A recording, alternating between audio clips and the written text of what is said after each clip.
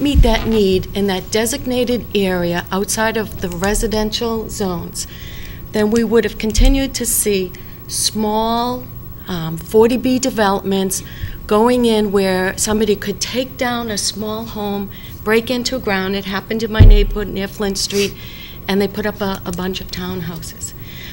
And even then, it only met the minimum requirement. Those would have popped up all throughout the residential area of North Reading. Consolidating them over in Berry Center met our minimum need. Steve? Yeah, just a couple of points. One, in relation to the disappointment with what occurred at the J.T. Berry site. First of all, it was originally rezoned by the town for commercial industrial right off the bat. Economic Times, the timing of it couldn't have been any worse. The state was anxious to get rid of the property, get it developed. We were provided with an opportunity to put in the residential portion, which we convinced the town to do the 40Bs to get rid of our affordable housing needs. In relation to Ocean State job lot, it was in through no small effort on my own part to assure that that didn't take place. We did it pretty much behind the scenes. Stop and Shop worked with us to finally agree to undo the lease that was signed at that particular time. Well, again, my impression on what happened with Ocean State job lots was people went to the manager of Stop and Shop and said, we will boycott this store if in fact you put that business in there. So I think it was mostly based on the part of the people of North Reading as opposed to any one individual.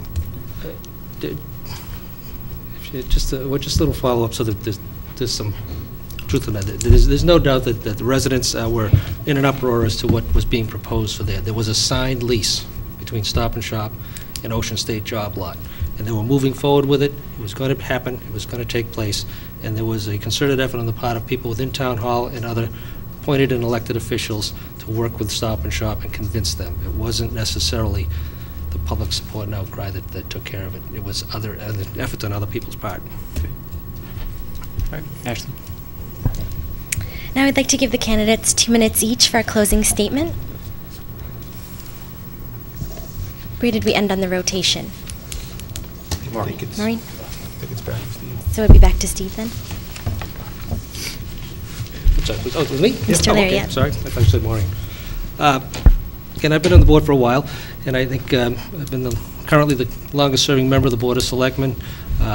Worked with a lot of different people over the years on a lot of different issues, and I think what I bring to the board is an unmatched amount of institutional knowledge and ability to understand where we've been, where we're going, and I think I've proven that I have a vision for the community through such efforts as having been a party to, when the Hillview Country Club was taken, the development of Ipswich River Park. I served 12 years on the Hillview Commission, making sure that, from a financial stability standpoint, they were able to sustain the purchase of the Hillview Country Club at no cost to the town. The purchase of the land that the Ipswich River Park sits on at no cost to the town. The development of Ipswich River Park with no cost to the town. The Wheeler property, which is now the recreational center. Again, I've lived in this community. I've raised my family in this community. I love this community, and I want to maintain the character of the community. I think my public service speaks for itself. My positions are pretty clear. I hope that I have convinced the general public that I'm worthy of consideration for one of their 2 votes come May 8th, and that they'll return me as a member of the Board of Selectmen. So as far as what I've done and served, I've been in all the negotiations. Professionally, I'm a bank examiner right now. I examine some of the most large and complex institutions in the Commonwealth. I'm a former state auditor, former legislative aide. I run a small tax business. I ran a small family business and a commercial building here in this town. Cross-generational as far as the people that I know and that I've represented and who continue to call me, and I would appreciate the opportunity to continue to serve, and I look forward to serving another 3 years. Thank you very much. Mr. Foti? Joe, I'm not that much older than you. But, first off, I want to thank Patch and NORCAM and Ashley and Les for putting this together. I think this is great, and I appreciate the opportunity to come here and talk.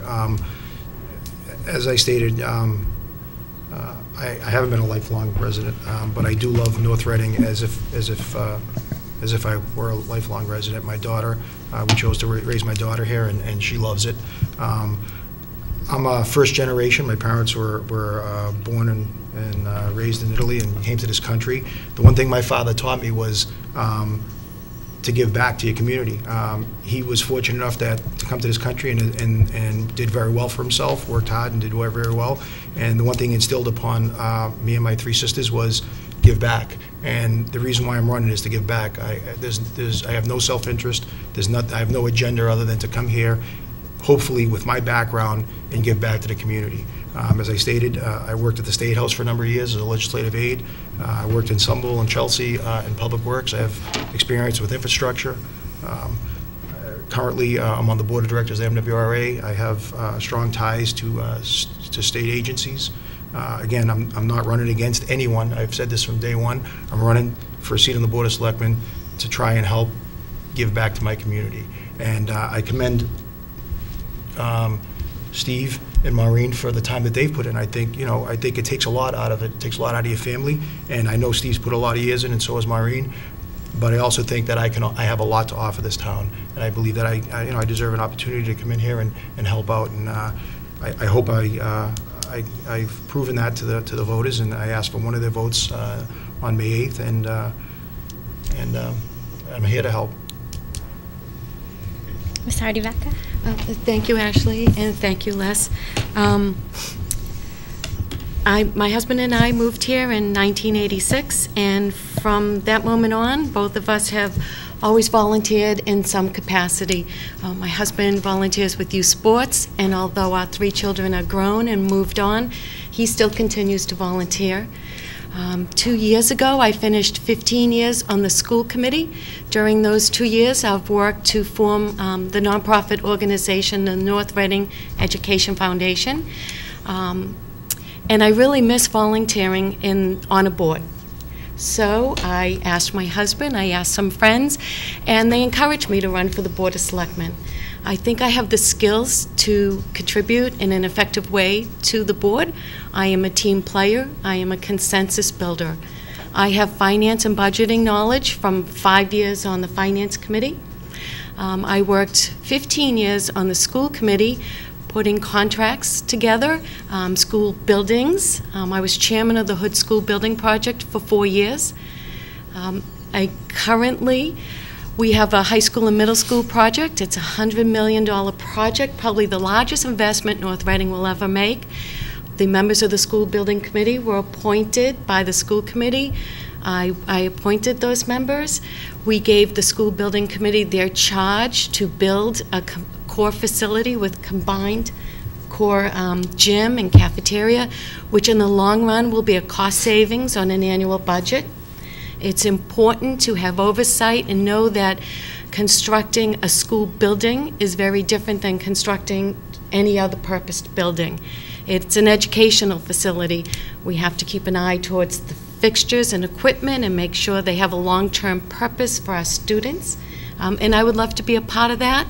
And at the same time, I think we need to keep our eye on our tax rate because this will be an expensive project. So I ask for your vote.